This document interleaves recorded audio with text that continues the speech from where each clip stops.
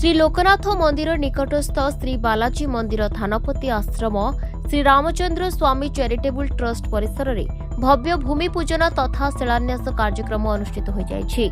Trust सभापति तथा जियर स्वामी मठर महंत श्री इंदिरा रमण रामानुज दास जी महाराज को मार्गदर्शन में आश्रम परिसर में निःशुल्क 25 कोठरी विशाल हॉल विशिष्ट नूतन सौध निमंते विशिष्ट पंडित मानक उपस्थिति में भूमि पूजन तथा शिलान्यास अनुष्ठित होइछि।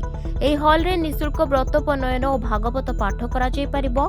जियर स्वामी मठर संथ तथा ट्रस्ट सदस्य स्वामी सुदर्शन रामानुज दास जी महाराज कर्ता रूपे पूजा कार्य सामिल होई एही नूतन सौधरे देशर विभिन्न स्थानरू श्री जगन्नाथ महाप्रभुंकर दर्शन निमंते आसुथिबा साधु संत महंतंक रहणी सहित उत्तम आतिथ्यता व्यवस्था कराजिबो बोली प्रकाश करिसेंती।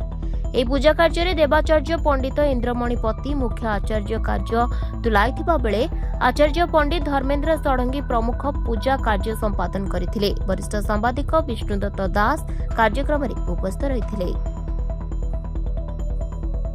पुरीरू विजय पटनायक रिपोर्ट दिनलिपि लाइव।